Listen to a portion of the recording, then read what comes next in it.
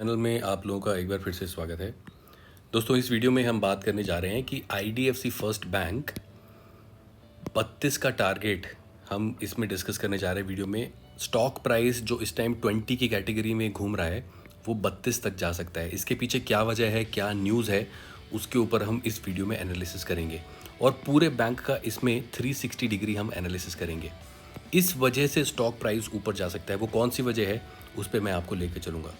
तो आइए बात करते हैं आईडीएफसी फर्स्ट बैंक के बारे में। सबसे पहले अगर मैं आपको एनएससी की वेबसाइट पे लेकर चलूँ और दिखाऊं कि इस टाइम आईडीएफसी फर्स्ट बैंक 26 रुपये के आसपास हमें दिखाई दे रहा है।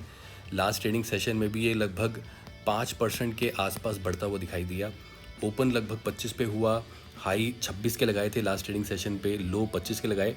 मतलब 1-2 रुपये की कैटेगरी में ही, 1-2 रुपये के बीच में ही ये मूव होता रहा और हमें क्लोजिंग प्राइस जो मिला वो लगभग 26.90 को मिला और वहाँ से हम कह रहे हैं ये 32 रुपये तक जा सकता है। अगर बात करूँ इसकी 52 वीक्स हाई और लो की, तो 52 वीक्स हाई इसके 47 रुपये थे जो कि इसने 29 नवंबर को लगाए थे और 52 वीक्स लो इसके 17 रुपये थे जो इसने 24 मार्च को दोस्तों इसी साल लगा के आया है। यानी कि 17 रुपये से लेके 26 रुपये तक ये ऑलमोस्ट 9 रुपये ऑलरेडी बढ़ चुका है। वहीं अगर देखें कि जो लास्ट क्वांटिटी जो इसकी ट्रेड हुई है 3 करोड़ के आसपास यहाँ पे क्वांटिटी हमें ट्रेड होती हुई दिखाई दी है, जिसमें से 25% डिलीवरी दिखाई दी है। यानी कि 75% ऐसी क्वांटिटी है जो इंट्राडे हुई है। यहाँ पे आप देख सकते हैं वॉल्यूम लगभग 3.5 करोड़ के वॉल्यूम है, जिसमें से 75% इंट्राडे हुआ है। 25% ऐसा सौदा था जो ब्रोकर है, जो ट्रेडर है, या तो घर लेके गया है या बेचा है उसने। वहीं अगर इससे हम ऑप्शन चार्ट को नज़र डालें, फ़िलहाल इस कैटेगरी में इस प्राइस पॉइंट में घूम रहा है और ओआई की बात करें, ओपन इंटरेस्ट की बात करें, तो 27 पे फ़िलहाल जो ओपन इंटरेस्ट दिखाई दे रहा है वो लगभग आप देख सकते हैं 34 लाख का ओपन इंटरेस्ट दिखाई दे रहा है। 28 पे लगभग 47 लाख का ओपन इंटरेस्ट दिखाई दे रहा है। 29 पे लगभग 29 लाख का ओपन इंटरेस्ट दिखाई दे रहा है। 30 पे देखिए दोस्तों 1 करोड़ से ज़्यादा का ओपन इंटरेस्ट हमें दिखाई दे रहा है। यानी कि 30 पे सबसे ज़्यादा राइटिंग हुई है। 30 इसका एक आप बोल सकते हैं रेसिस्टेंस बन के हमारे सामने खड़ा हुआ है।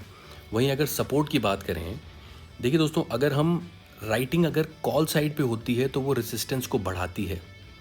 यानी कि 30 से ऊपर नहीं जाएगा, 31-32 पे नहीं जाएगा स्टॉक, ऐसा विश्वास है कॉल राइटर का। इसलिए सबसे ज़्यादा 30 के लेवल पे हमें राइटिंग होती हुई दिखाई दी है। वहीं अगर मैं पुट साइड की बात करूं तो 27 के पॉइंट को लेते हुए हम देखें 26 पे लगभग 18 लाख की राइटिंग।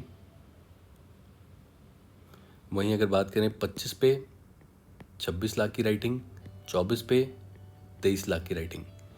यानी कि पुट साइड पे हमें उस 1 करोड़ के लेवल जितनी राइटिंग नहीं दिखाई दे रही। हालांकि 20 पे, 22 पे, 23 पे, सब पे 24, 15, 20, 23 सब जगह राइटिंग दिख रही है, बट कॉन्क्रीट राइटिंग जो दिखाई दे रही है वो 30 के लेवल पे कॉल साइड पे दिख रही है। वहीं सबसे ज़्यादा पुट साइड पे जो राइटिंग है वो है 25 के लेवल पे। 25 का लेवल से 30 का level, as per the option chain हमें इसका जोन दिखाई दे रहा है। और इस टाइम स्टॉक प्राइस भी जैसा हमने देखा लगभग 27 रुपये पे है, इसके बीच में ही है। 30 एक रेसिस्टेंस बना हुआ है, 25 एक सपोर्ट लेवल बना हुआ है। हालांकि सपोर्ट इतने स्ट्रांग नहीं है as per the option chain. वहीं अगर आपको इसकी स्टॉक प्राइस दिखाऊं, जैसे कि हम ऑलरेडी देख चुके हैं, लास्ट ट्रेडिंग सेशन में 5% हमें ऊपर गया।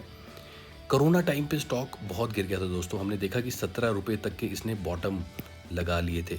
वहाँ से लेके अब तक जैसे कि हमने देखा 26 रुपये का प्राइस है, 48% के रिटर्न ये ऑलरेडी दे चुका है। किसी ने अगर 1 लाख रुपए आईडीएफसी बैंक में इस टाइम इन्वेस्ट किए होते तो 48% के हिसाब से उसके पास लगभग 1.48 लाख रुपए उसकी पोर्टफोलियो में ऑलरेडी होते। अच्छा खासा रिटर्न इसने ऑलरेडी दे दिया है पिछले, आप देख सकते हैं, मार्च के बाद से, 23 मार्च के बाद से लेके अब तक। इससे जुड़ी कुछ और फाइनेंशियल डेटा देखें तो सबसे पहले मार्केट कैप पे नज़र डालते हैं। कंपनी कितनी बड़ी है, लगभग 15,000 करोड़ का मार्केट कैप है। पीई रेशो इसका हमें ज़ीरो दिखाई दे रहा है।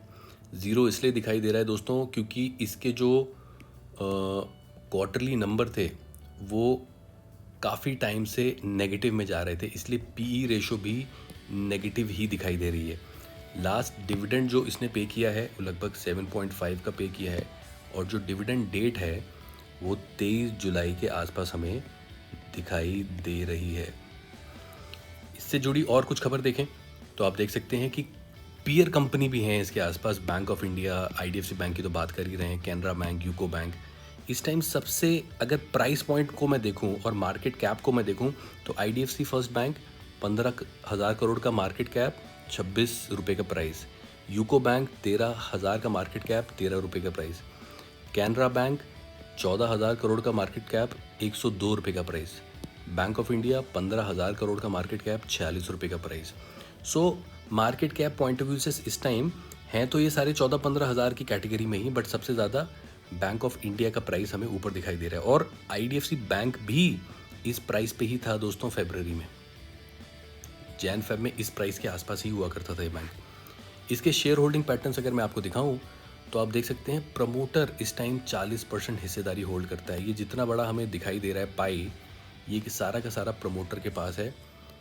उसके बाद अगर हम देखें इंडियन पब्लिक, इंडियन इन्वेस्टर इसमें बहुत ज़्यादा इंटरेस्टेड है, तो प्रमोटर और इंडियन पब्लिक मिला के लगभग 60% होल्डिंग है। प्रमोटर के बाद सबसे ज़्यादा सेकंड नंबर पे इंडियन पब्लिक है, 20% की होल्डिंग। उसके बाद मैं अगर देखता हूँ तो एफआईआईज यानी कि फॉरेन इन्वेस्टर्स भी इस बैंक में अच्छा खासा हमें इंटरेस्ट दिखा रहे हैं। ये जो येलो है this is for foreign investors. उसके बाद म्यूचुअल फंड्स में भी लगभग 2.25% की, लगभग 2.25% की हिस्सेदारी है। इंश्योरेंस कंपनीज ने भी इसको खरीद रखा है लगभग 8% के आसपास। तो ये हम देख सकते हैं, ये इसका शेयर होल्डिंग पैटर्न है मोटा मोटा। आईडीएफसी फर्स्ट बैंक ने रिटर्न किस हिसाब से दिए, मैंने 48% तो आपको बता दिए मार्च से लेके अब तक। पिछले एक साल में इसने 38% के नेगेटिव रिटर्न दिए दोस्तों। ये फरवरी में ये स्टॉक लगभग 45 के आसपास था, फिलहाल 26 रुपये का है जुलाई में।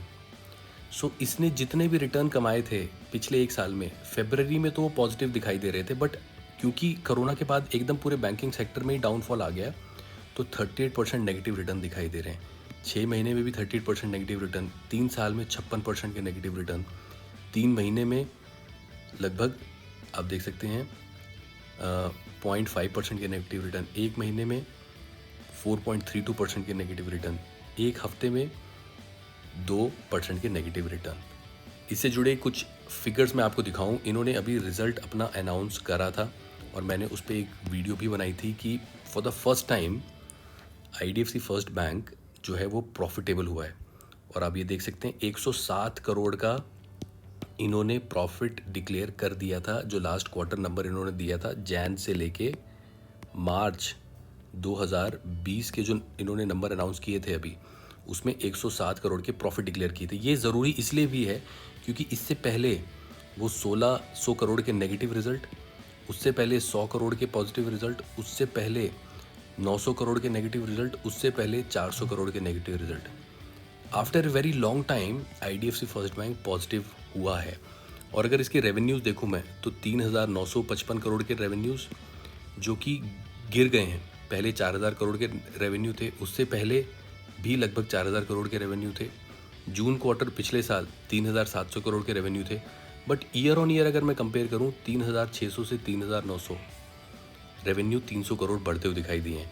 और प्रॉफिट 4,600 नुकसान से, मतलब माइनस 4,600 से पॉजिटिव 107 करोड़ मुझे दिखाई दिया। तो रिजल्ट पॉइंट ऑफ व्यू से ये जो क्वार्टर था आईडीएफसी फर्स्ट बैंक के लिए ये अच्छा क्वार्टर साबित हुआ। उसके बाद हमने इसमें अपलिफ्ट भी आती हुई दिखाई दी। दोस्तों मैं ऐसा क्यों कह रहा हूँ कि आईडीएफसी फर्स्ट बैंक का टारगेट 32 है, बिकॉज एंजल ब्रोकिंग भी ऐसा ही कह रहा है। मेरी वीडियो का टाइटल है आईडीएफसी फर्स्ट बैंक टारगेट 32 रुपये, बिकॉज एंजल ब्रोकिंग ने भी एक एनालिसिस इस पर किया है। और वो एनालिसिस ये है कि Angel Broking has given a buy rating to IDFC First Bank with a target price of 32 रुपये का टारगेट प्राइस दिया है। The share price moved by 2.8% from previous close of 26, ये तो उस दिन की बात हो रही है। The stock last traded price was 27 rupees.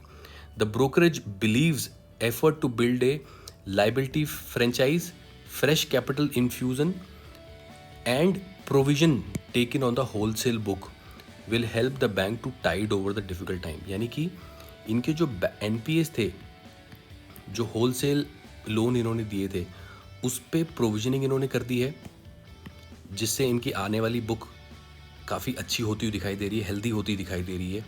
और फ्रेश कैपिटल इन्फ्यूजन की जो कैपेबिलिटी है लो प्राइस पे, वो भी इस बैंक को एक बहुत अच्छा प्रोस्पेक्ट बनाती है आने वाले टाइम के लिए। यानी कि 2 पॉइंट नोट करने वाले हैं, फ्रेश कैपिटल इन्फ्यूजन और जो प्रोविजनिंग की है इन्होंने ऑन द होलसेल बुक, जो बैड लोन्स थे होलसेल, उस पर आने वाले टाइम के रिजल्ट हमें अच्छे आते हुए दिखाई दे सकते हैं। The ability to raise sufficient liquidity at low cost, यानी कि सस्ते इंटरेस्ट पे बैंक कैपिटल रेज कर सकता है, पैसे रेज कर सकता है, would be the key criteria for the bank to navigate the current situation. ये जो इस टाइम करंट सिचुएशन चल रही है उसको ये सस्ती दरों पे पैसा रेज करके निकाल सकता है।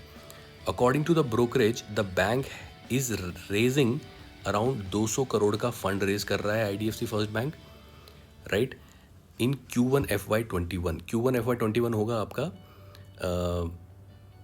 जो ऑलरेडी ये क्वार्टर चल रहा है, मई जून, अप्रैल के बाद मई जून जुलाई क्वार्टर जो ऑलरेडी चल रहा है, इसमें 2000 करोड़ का कैपिटल ये रेज कर सकता है।